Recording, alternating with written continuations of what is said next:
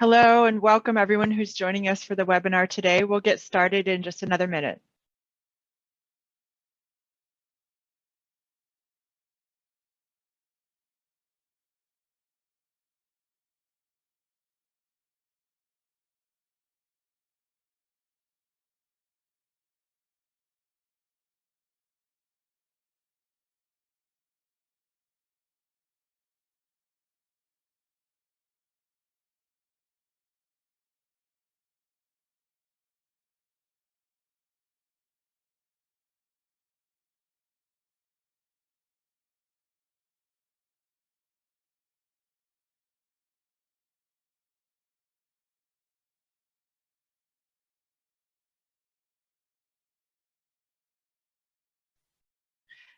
Okay, welcome everyone who's joining us for the webinar on transit-oriented development today, and I'm going to get started. Hi, I am Audrey Wenning. I'm the Director of Transportation for the Metropolitan Planning Council. MPC is an independent nonprofit organization that works to advance the sustainability, equity, and prosperity of the Greater Chicago region, and we're really thrilled to have you all here today. So to make sure we can engage easily, I'm going to go over a few housekeeping points briefly. We've enabled the chat and Q&A functions here on Zoom, so you can find them both in the bottom portion of your screen. You're welcome to use the chat box throughout the session to share your thoughts with us or get my attention about something, but we encourage you to use the Q&A function to post any questions so that we can easily access them. So here's what you can expect today. We will hear some welcoming remarks from Mayor Hoefeld of Homewood. Then I'll provide an overview of what transit-oriented development is. Then we'll hear from some excellent panelists from Homewood and Harvey about how they are implementing transit-oriented development in their communities. After I ask the panelists a few initial questions, I'll open up the floor for live questions from the audience. So please be sharing your questions with us in the Q&A, and we will ask them in the last part of the panel discussion. This event also features live closed captioning in English, so please click closed captions here in Zoom to turn the English captions on and off. One final note is that this event is being recorded, and we'll share a link of that recording and any relevant resources in a follow-up email, so keep an eye out for that. To set the stage a bit, I'd like to remind folks that this is the second event in a 5-part series titled Taking Climate Action by Prioritizing Walking, Biking, and Transit. It's no news that emissions from transportation is one of the largest contributors to climate change in our region. As detailed in the Chicago Region Climate Action Plan produced by the Metropolitan Mayor's Caucus and the National Oceanic and Atmospheric Administration, all communities need to take action by making walking, biking, and transit safe and appealing alternatives to driving. To support Chicago area communities in planning and implementing these improvements, the Metropolitan Mayor's Caucus, the Metropolitan Planning Council, and the Active Transportation Alliance came together to craft an implementation-focused event series. This series seeks to educate communities, inspire municipal action, and cultivate local champions to move our region toward a more walkable, bikeable, and sustainable future. Join us for monthly events related to planning, funding, and building active transportation projects. And now I'm going to turn the mic over to Mayor Hoefeld. He and his family have lived in Homewood since 1970 and has served as the village president since 1997. During which time he's spearheaded exciting business and other development projects throughout the village, creating a climate of economic growth. He was twice named Municipal Leader of the Year by the Chicago Southland Convention and Visitors Bureau, and has served as the 2011 and 2012 president of the South Suburban Mayors and Managers Association. So welcome, Mayor Hoefeld, and we look forward to hearing about transit-oriented development in your community. And you're on mute, if you could unmute yourself.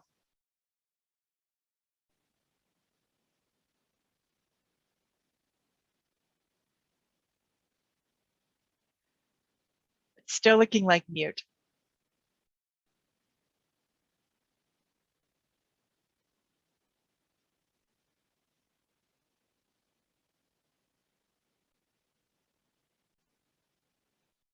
give it another second, and then if we still struggle, then we might be able to come back to you.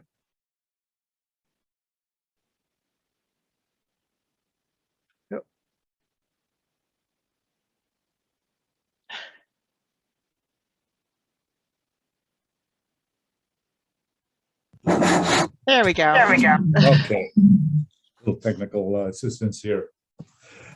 Today, I'd like to emphasize how important transit-oriented development is to Homewood and other towns along transit corridors. Homewood has not only a busy metro station, but also the first Amtrak stop heading south to college stops at Champaign-Urbana and Carbondale, winding up in New Orleans. TOD in Homewood has taken off.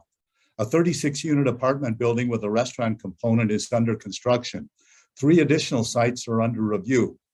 This development activity enhances our downtown's restaurants, shops, and strengthens our economic base.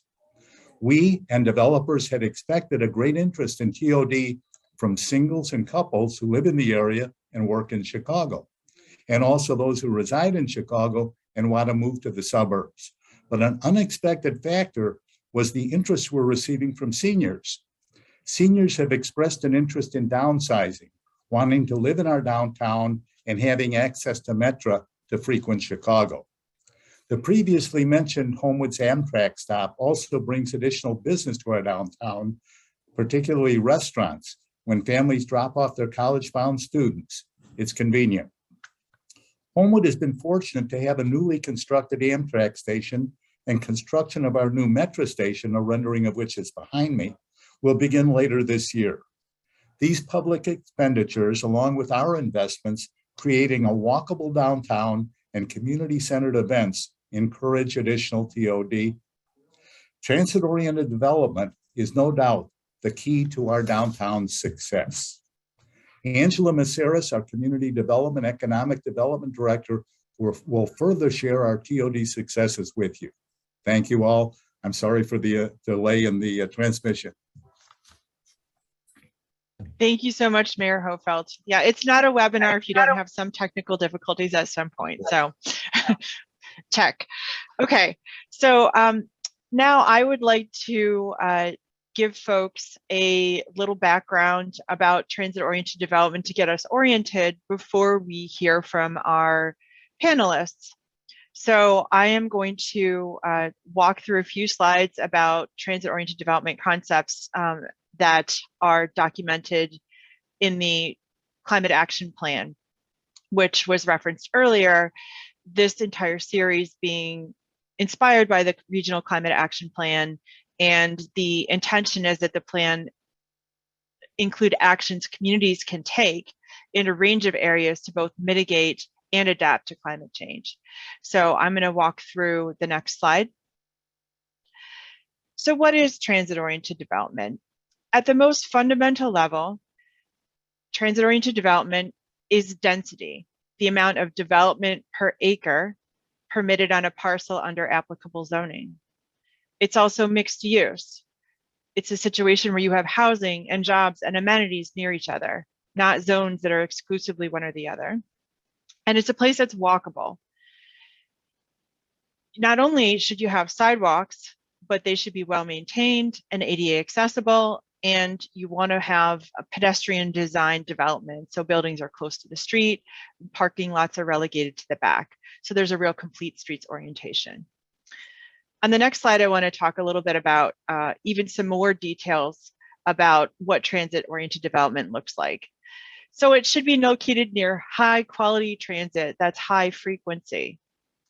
Not only in neighborhoods that promote walking, but also that have connected cycling networks that connect to the transit station, that have dense networks of streets and paths and small block sizes, that has not only a mix of development, but also a mix of incomes and mix of demographics. With higher density, you can have the highest quality transit. And you want an area with short distances to jobs and amenities. And finally, you really want a place that is centered on transit and walking and biking, and that de-emphasizes driving. So if we move to the next slide,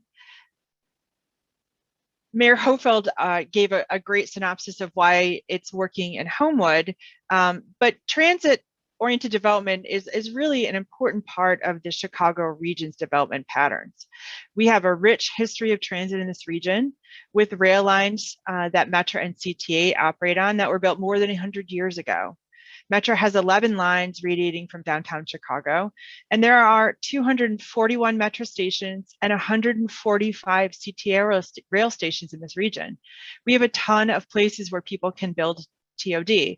This is a huge opportunity for our region, and one many other regions only wish they had. It's a real distinguishing characteristic for the Chicago region. However, in recent decades, we have been moving away from transit. As of 2010, regionally, the share of people living within a quarter mile of transit was 8% versus 24% in 1950. And those living within half a mile of transit was 22%, is 22% now, and was 52% in 1950. So we have been moving away from transit, and now is the time for us to reorient our development towards transit so that we're not growing out, but filling in. And this is a really important part of discussing the future of the Chicago region. So why is transit-oriented development important? First of all, reducing climate impacts is an important imperative, and that is why the Climate Action Plan recommended this strategy. But there are many reasons. Placemaking is key.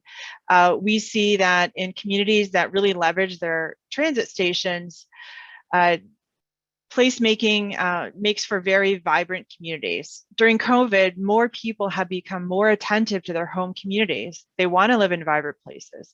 And TOD helps create vibrant places with lots of amenities that people can walk to and where they can also access transit.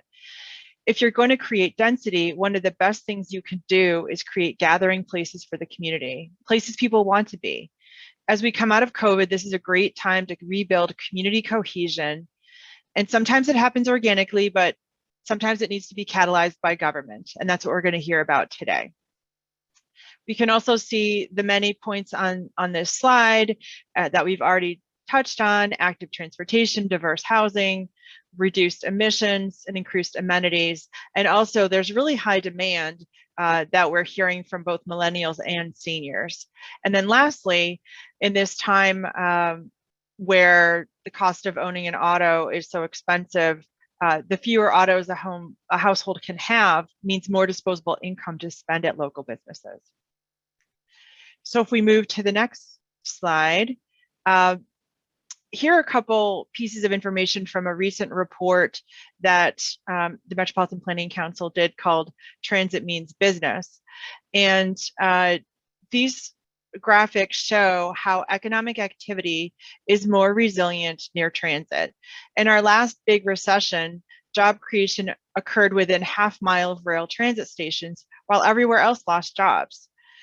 And on the right side, we see that transit, it's a good investment to develop near transit because commercial space stays leased. If we move on to the next slide, in recent years, we've been talking more about equitable transit-oriented development, especially in the city of Chicago and really everywhere. We need to be talking about equitable transit-oriented development. And so what is that? That is an approach that allows folks who need transit to be able to afford living nearby without the threat of displacement. So ETOD involves locally owned businesses that build wealth for people that live in the community. Vibrant spaces where artists create, perform, and work in ways that reflect the community. Streets, sidewalks, and paths that encourage exploration and promote health. It's open, clean, and welcoming so everyone feels safe. And it's capital investment that brings jobs to those who live here. So it's planning that's done with, not to, community members. If we move to the next slide, I'll also mention that the Metropolitan Planning Council has been really undertaking an equitable TOD initiative. We've worked on an ETOD ordinance for the city of Chicago that is being discussed actually today. And this is really an approach that has meant prioritizing solutions that prioritize land near transit for best and highest use. That makes it easier for developers to build TOD. And what we're seeing is that TOD is an increasingly popular approach to construction for local builders. If we move to the next slide, it's also very attractive to home buyers and workers. So we're seeing that it's incredibly desirable, and really there's not enough of it to meet market demand. As you see here, the report cited here shows that the rent per square foot, it can be as much as double for walkable office, retail, and multifamily development compared to drivable suburban places. And this demonstrates how attractive and valuable walkable places are. If we move to the next slide here, we see that owning a vehicle is a huge burden on household budgets. And in this graphic, it shows that many households do not have as many cars as adults. Gray cells represent households in our region that have more adults than cars, and orange cells represent the opposite. So there's a lot of people in this region that need more transportation options, and if they live in a transit-oriented development, that means they can walk to access things and bike, as well as use transit and can own fewer cars. On the next slide, we highlight that, we have a lot of municipalities in our audience today, and we want to highlight that the municipal role is very important. Municipalities are in charge of land use planning and regulations. To create the conditions for transit supportive development and walkability, communities often need to make changes to land use planning, zoning, and other regulations. Over the past 24 years, it's worth highlighting that the Regional Transportation Authority, the RTA, has supported lots of zoning code updates, transit-oriented development plans, and developer discussion panels. So they're a resource in the region for support on developing some of these techniques. In terms of incorporating affordability, because ETOD means that housing is affordable near transit and is not only luxury housing, I direct you to a publication called Homes for a Changing Region, which notes different methods for including affordable housing as part of transit-oriented development.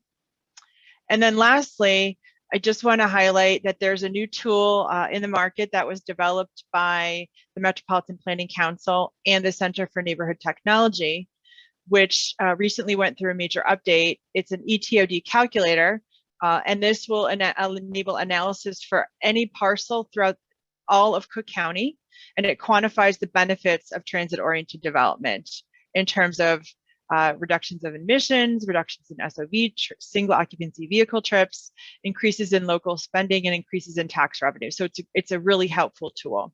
And I'll just note that we're seeking more suburban case studies. So if you are using this tool, please reach out to MPC and let us know how it worked for you.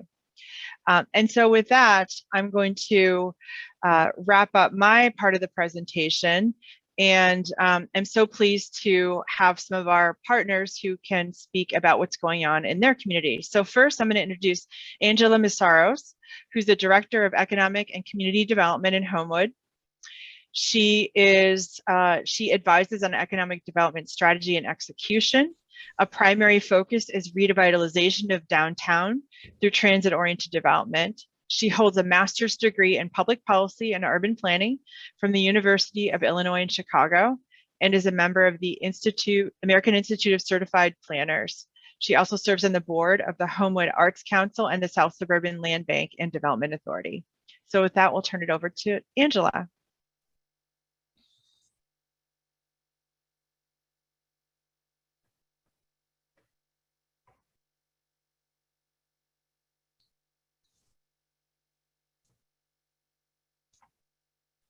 Just get your slides up there. Thank you.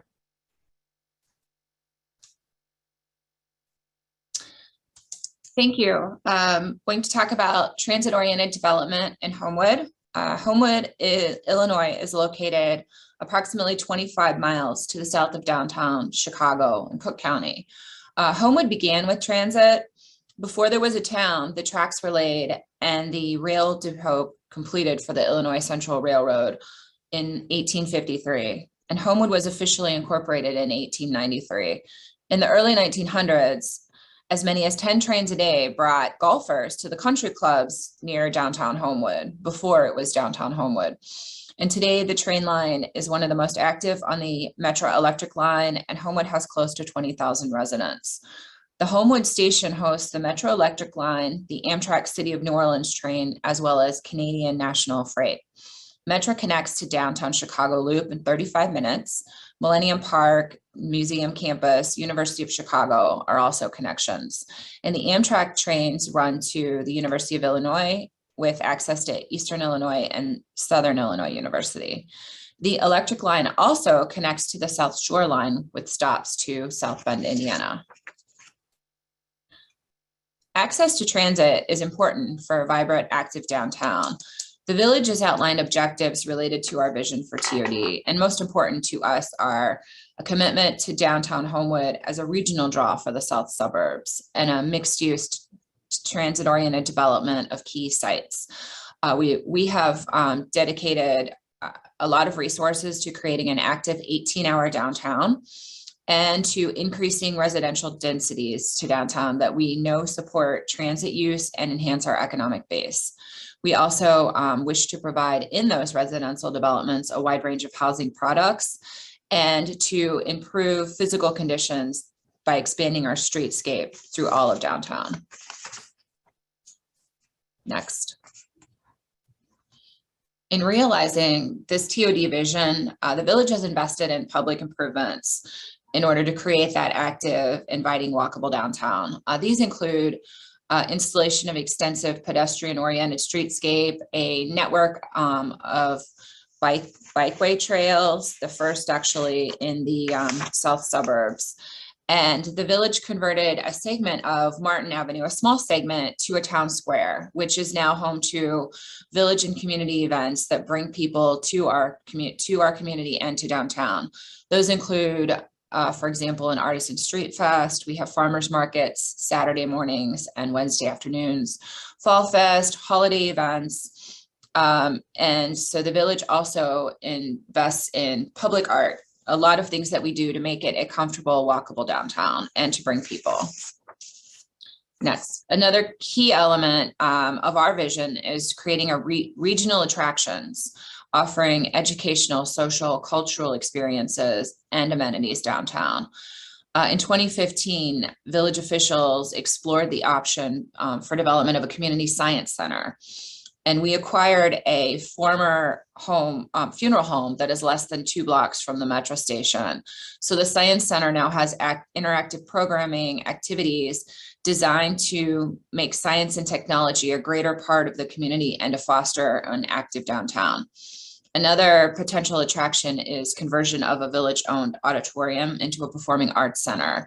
We are working on this with a partnership of local residents and businesses and the Homewood Arts Council, which is also in the heart of downtown. So Performing Arts Center would bring the art component, serve as a destination, promote the arts and collaboration to bring community together and serve as a regional draw.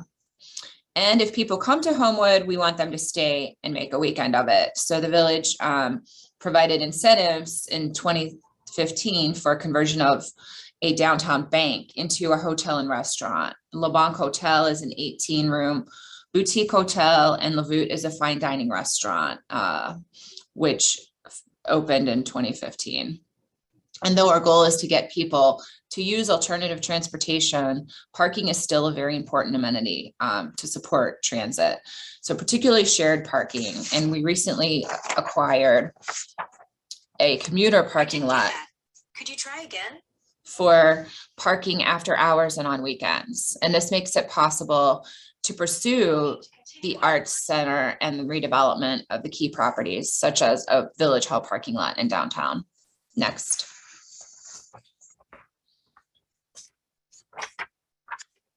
So The village has construction of a new transit facility that is underway in downtown. And this is a complete renovation of our metro station and renovations to the Amtrak station. So the Homewood metro station has been in a state of disrepair for several years. And the new station renovations address these issues, as well as enhancing rider access to adjoining Pace bus terminals and Amtrak station. Next. We are committed to diverse housing options, and in 2016, the village hired a consultant to conduct a housing study. And within that TOD area, we've established a need for 200 to 225 market rate rental units. And so the study provides data to define the need and type of housing. And we initially had targeted millennials, but we are finding interest from seniors who want to downsize, but also want to stay within the community. Next. So our efforts for redevelopment have involved being willing to undertake partnerships with developers. The village has acquired properties throughout the years that are at various stages of development. And in 2017, we created a TIF district downtown with the goal of funding TOD development exclusively. So village officials recognize the importance of the first TOD project as a catalyst to jumpstart redevelopment. And that project recently broke ground, and construction is underway for a 4-story mixed-use building with 36 apartments and a restaurant on the first floor. This is a result of a public-private partnership. Just to give perspective, the village targeted this property with an RFP in 2015, and construction was underway in 2022. Another project recently approved is quite different. It's the site of a former restaurant. This property was vacant for 9 years. The village acquired the property through the land bank in a tax foreclosure sale. We then partnered with Cook County to demolish the building, establish a different TIF district, and a developer approached us for restaurant and brewery development. And we've dedicated village TIF funds for public improvements. So this project's located on the edge of our half-mile TOD radius. And we do believe that a commercial project will provide a destination, bringing people closer to downtown and supporting those residential units. So we are currently at the beginning of an RTA-funded TOD plan that will commence by the end of 2022. And our scope at this point includes continuation of those efforts to assess opportunities for TOD in the station area, reviewing market conditions, which have changed post-COVID, and those include changes in transit use and the retail industry, and looking at those areas where we have insufficient sidewalk widths and gaps in accessibility for pedestrian and bicycle connections. We also want to improve our wayfinding to parking, transit, and downtown businesses, and balance preservation with new development. And thank you very much. Thanks so much, Angela. That was really fabulous. It's so impressive how much you've accomplished even before you're starting your transit-oriented development plan. So that will take you to the next level, I'm sure. And so now I would like to introduce our next speakers. We're so pleased to welcome 2 speakers who are going to be Team Harvey, David Clay and Nicholas Griefer. So David is the Community Outreach and Special Events Coordinator for Harvey, and he was previously the Deputy Chief of Staff. He's lived down the street from where he was born at Ingalls Memorial Hospital for 22 years. He reached his bachelor degree in public policy and communications from Vanderbilt, and is currently working on his master's degree in public policy from the University of Chicago. So thank you so much for being here, David. And then after he gives presents a few slides, Nick Griefer will speak. He's the Director of Economic Development for Harvey, and is the professional responsible for day-to-day administration of the city's economic development program. He manages TIF districts, reviews and coordinates incentive requests, and is the liaison to the business community. He previously served as the Community and Economic Development Director for the Village of Brookfield, and was also a vice president at Kane McKenna and Associates. He's a graduate of the University of Michigan School of Public Policy. So thank you to both of you for being here, and now we'll get started with David. Thank you very much. Hello, hello. I hope everyone is doing well, and just waiting for the slide here. So yes, the new promise for downtown Harvey, our transit-oriented development plan. We worked very hard on this, and it was an absolute joy to work with Mr. Greifer on this particular project here.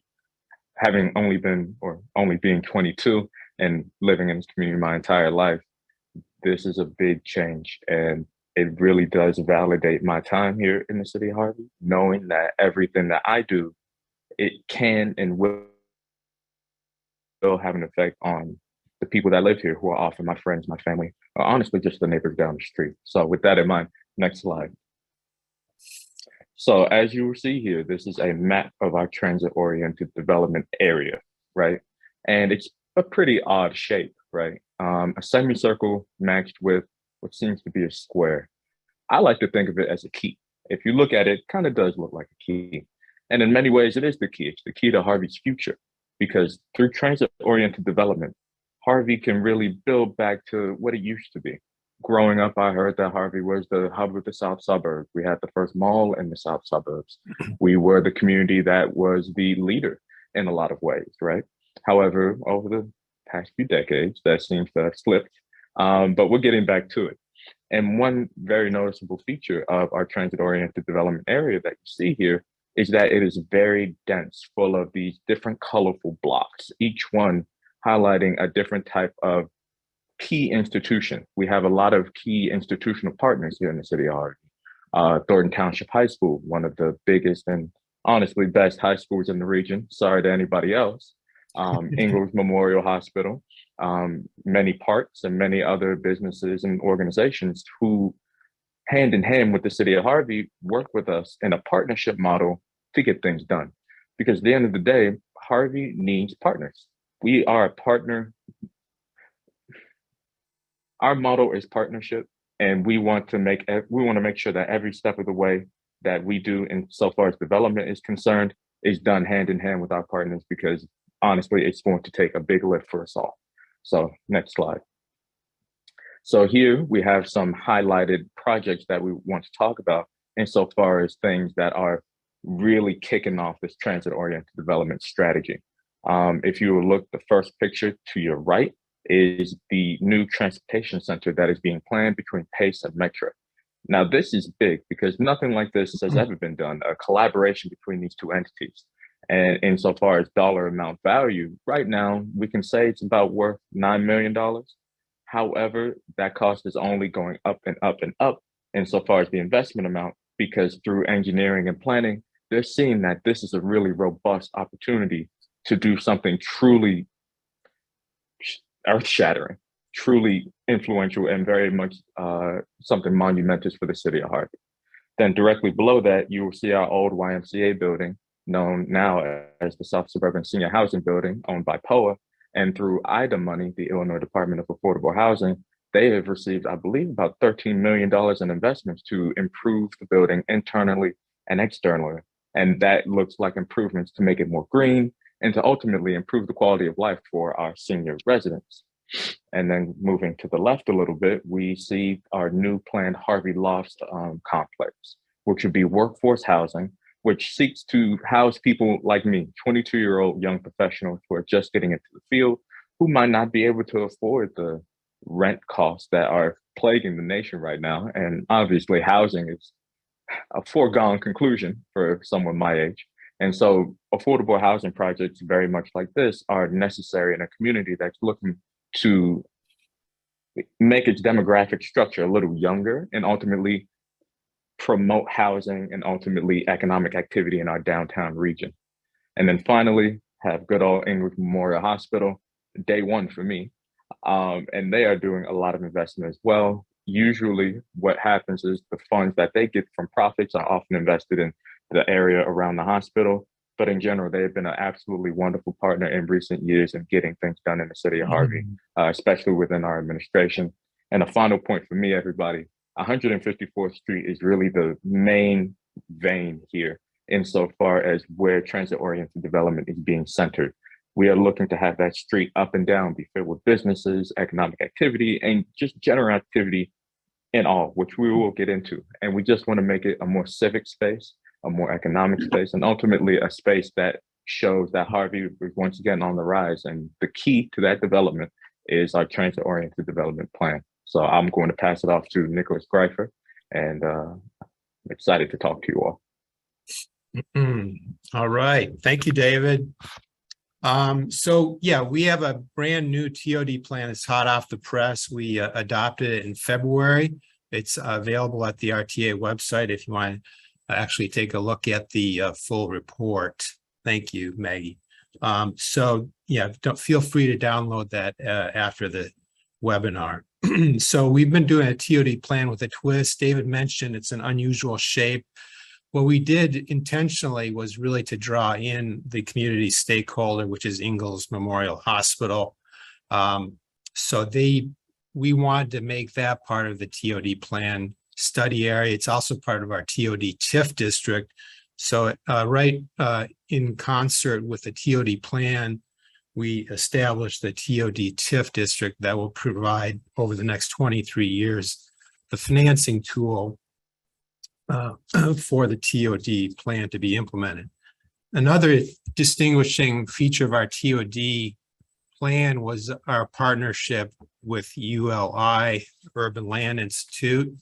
Now, what's neat about that was usually we bring in, or a lot of communities bring in ULI after the TOD plan has been adopted. But we did something a little bit different, which was to bring in ULI kind of at the midpoint of the TOD plan efforts. So I think it was really instrumental in really making it a little bit more market-based and bringing in some of the input and feedback from the developer community. They wanted us to be aware of certain things in terms of market realities for Harvey. And so we had a really good, frank discussion with 3 ULI developers. We thought that was really instrumental in making the ultimate TOD plan a better report.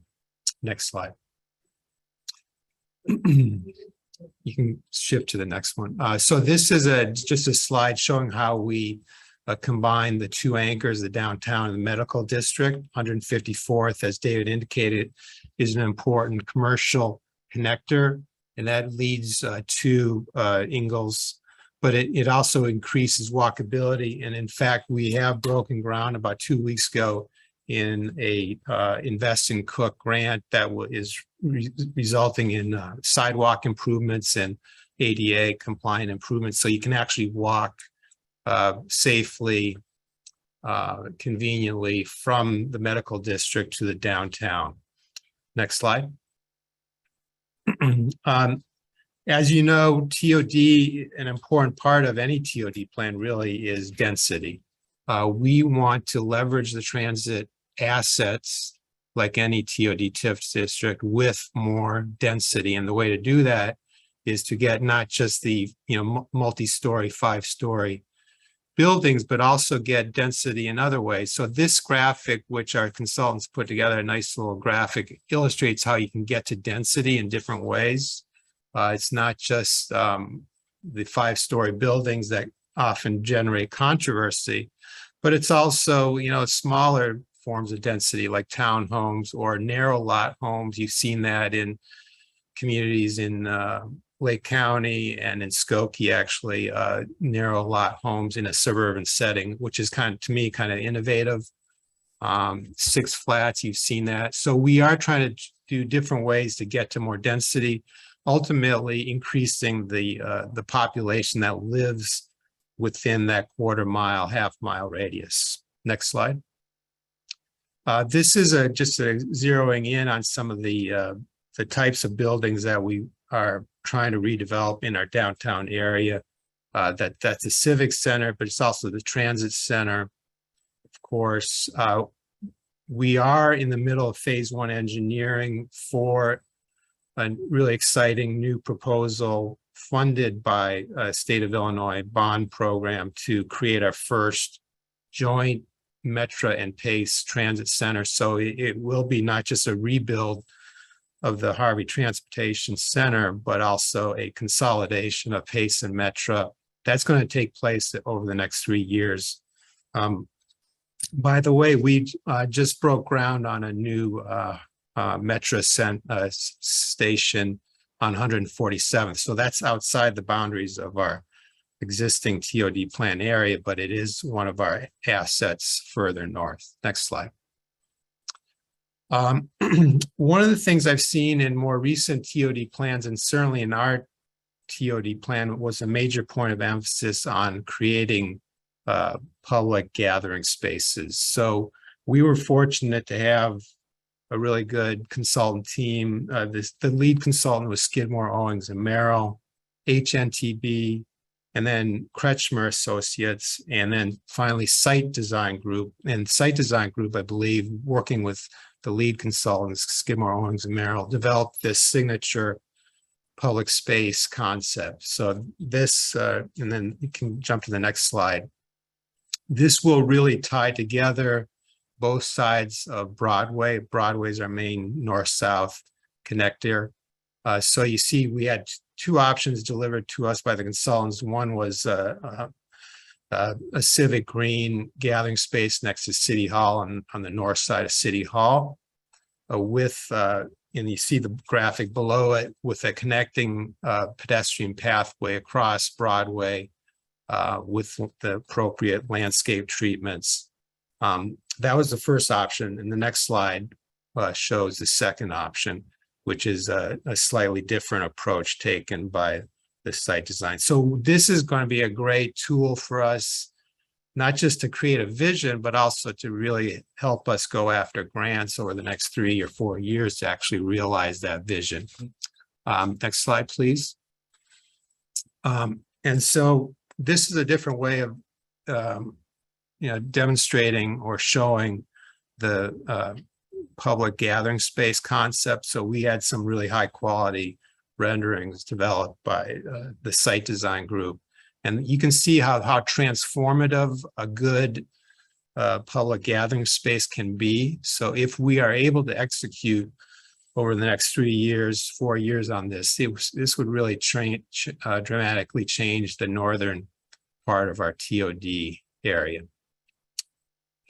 And then one other point was we wanted to, of course, as a TOD plan, to leverage our Harvey Mobility Hub.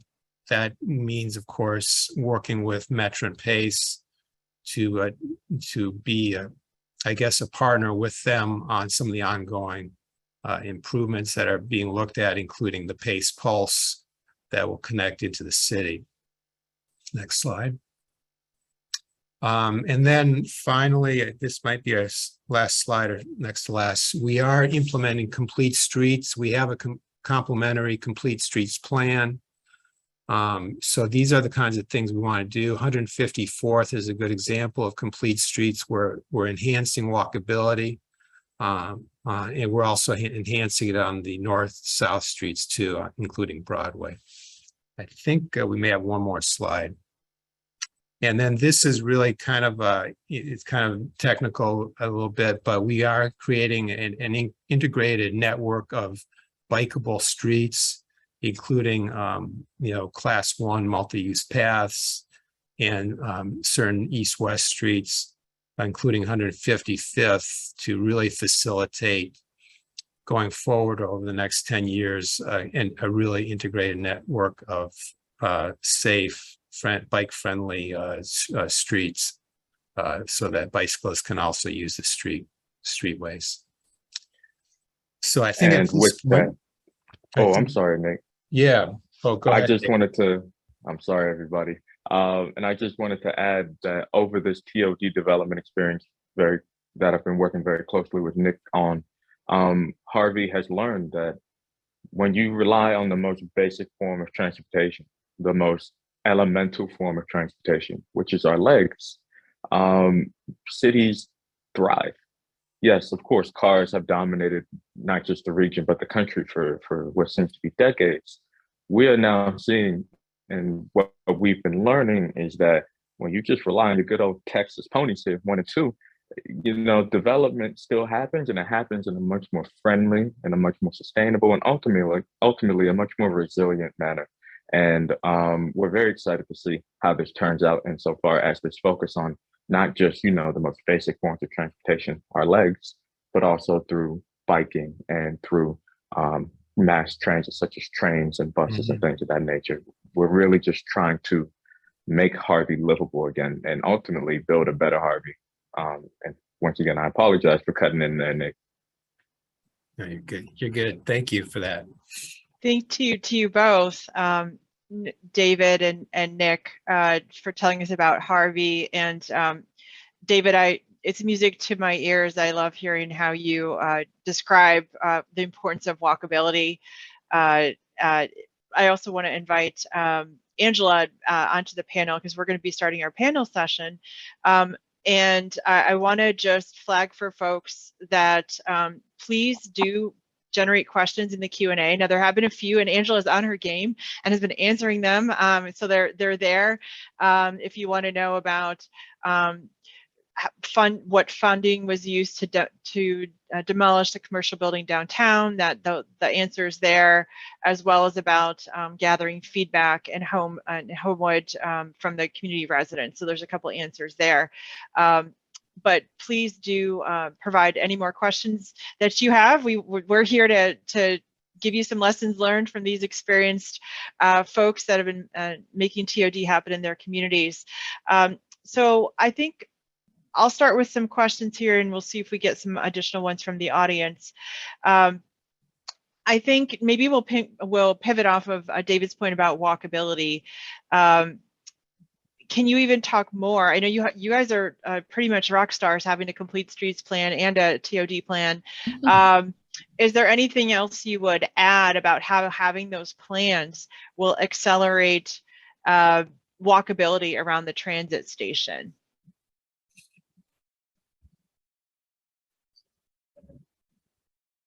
I can take this one on. And with that in mind, just to reiterate the question, so I'm understanding, you're asking how will our TOD plan and the transit station encourage walkability? Yeah, how will that inform, I think, the investments you make that will make it more attractive and easier for people to walk around that area? Right. So just personally speaking, when it comes to different forms of transportation, in my mind, I'm more than willing to walk about 5 or 6 minutes to, a transit stop, whether it be, the metro or bus stop, if I know that not only that that transportation is reliable, but also that it's going to get me where I need to go. And so insofar as guiding our investment, or guiding where we would like our investment, in terms of walkability, how do I say this? Nick, do you mind taking a crack at this actually? Because Sure. I'm quickly Sure. finding myself out of my wheelhouse here.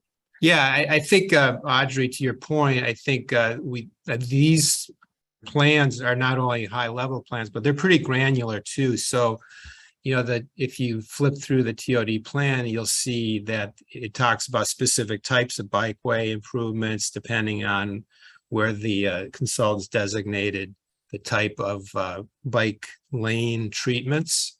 So we'll try to, be faithful to those specific recommendations. We have a whole catalog of a whole matrix of recommendations in the back of the report. So we'll be looking at that, not just leave it on the shelf, but pull it off the shelf, look at it every month or two. And especially when we go to the grant tours, that's kind of where the rubber meets the road, is when we put together a grant application with our city engineer. We've had good results so far with Antero Group on winning some of these grants. So that's kind of where the rubber meets the road, when you put those grants together and then you actually start moving into the procurement phase. And that's, evidence in 154th Street, where we are doing the actual construction in June and July.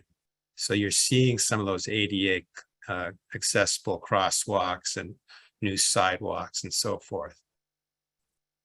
Great, thanks so much. Angela, is there anything that you would add there in terms of TOD plan and guiding improvements to improve walkability? No, I mean, I would just agree that having a plan adds a level of focus and certainty so that you can target whether it's grants or, capital budgets for public improvements and focus on those targeted areas. Great. Yeah, would strengthens a grant application when you can point to the fact that you already have a plan. It gives grantors a little more confidence in giving you the funds. Yes.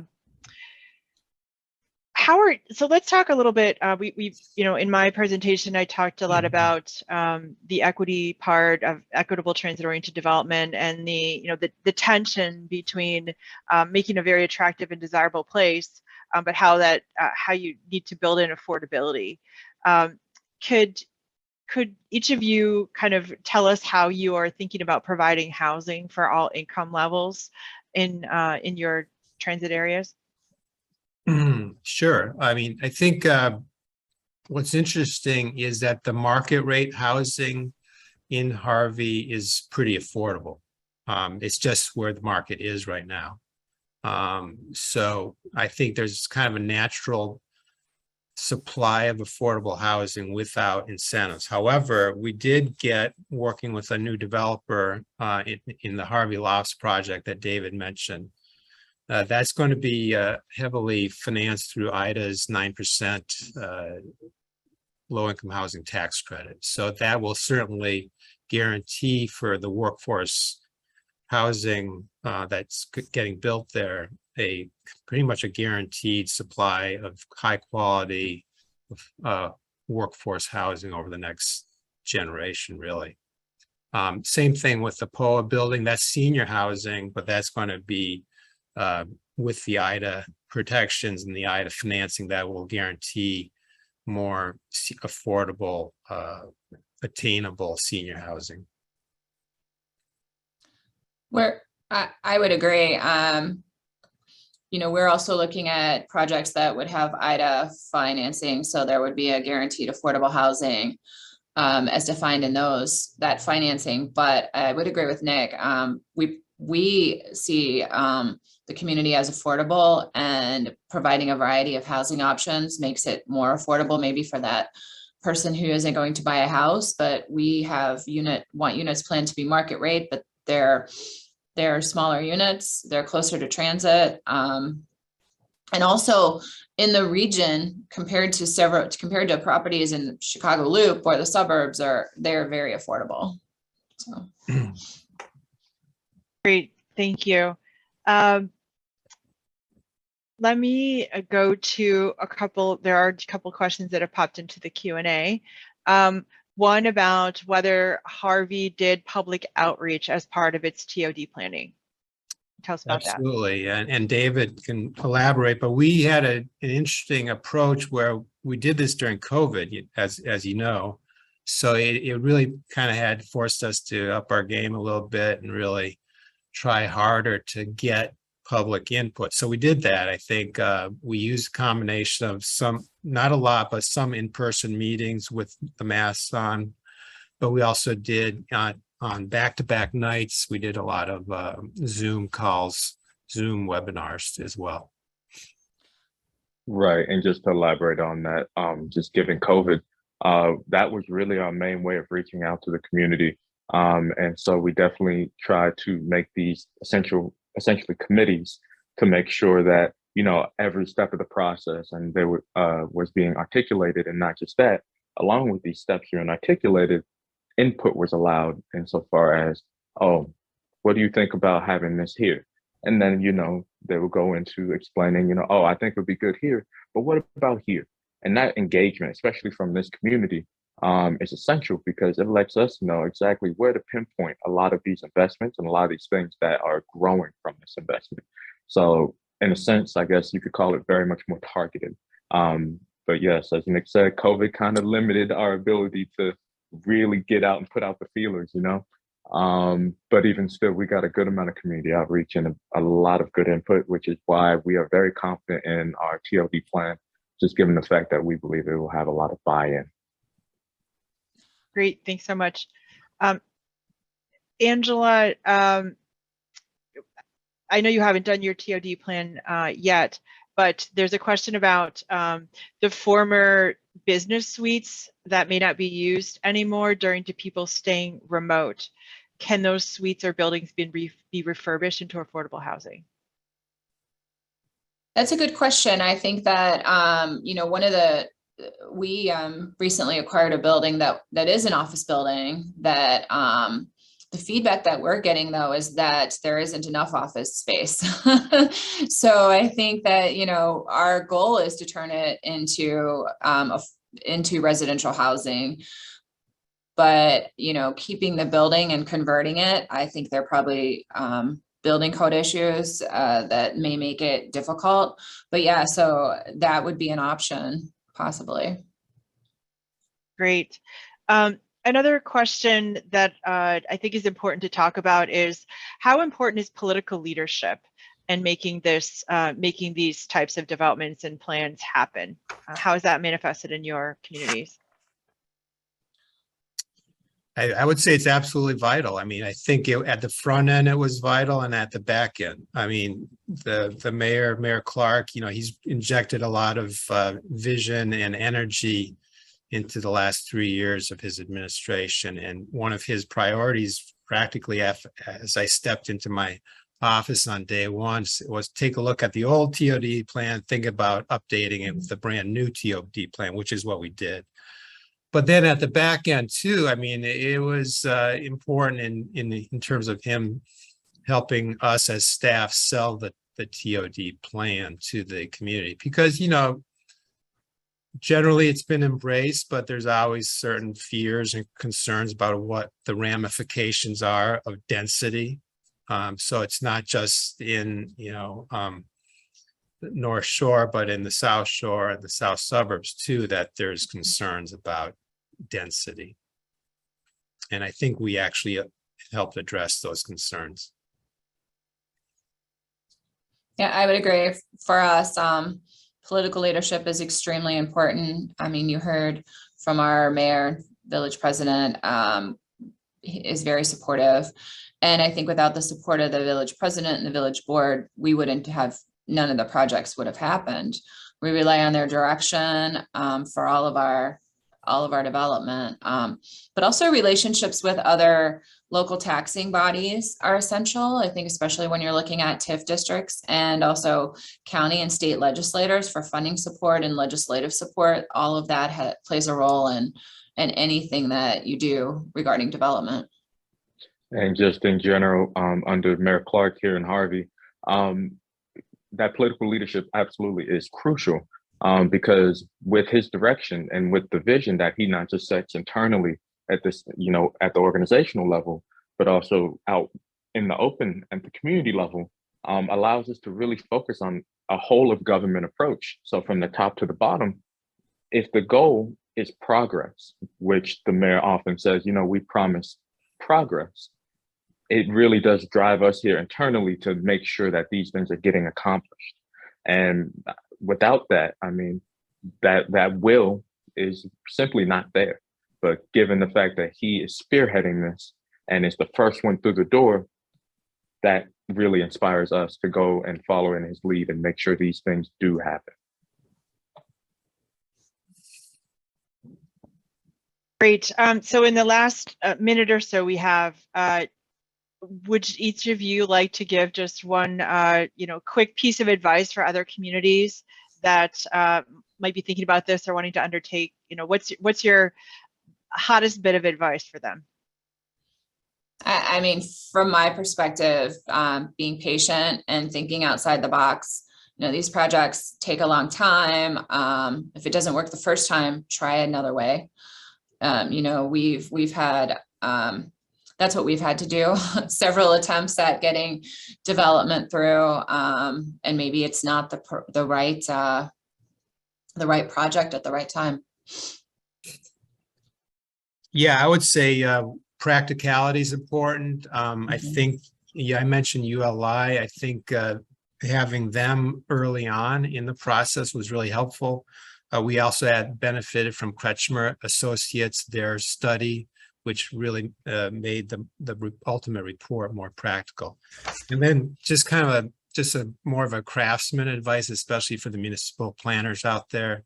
You know, you need to have a good written product. Ultimately, the TOD plans are written products, so you do need to really go through the report, make sure it's readable, make sure you can follow the complex pattern of the report and make sure it flows well. So I think that's something to keep in mind too, as you deliver that report to the public. Great, And thanks so finally, much. from me. Oh, sorry. Okay. Competence Yep. is key. All right. Thank you so much. So we've run out of time. I'm sure we could have gone on a lot further. But thank you so much to Mayor Hoefeld, to Angela, to Nick, to David for sharing your wisdom with us. And we are going to be sharing a follow-up email with some of the resources that we shared today, as well as a recording of the event. And thank you to everyone, and have a great rest of your day. Thank you. Take care. Thank you very much. Thank you.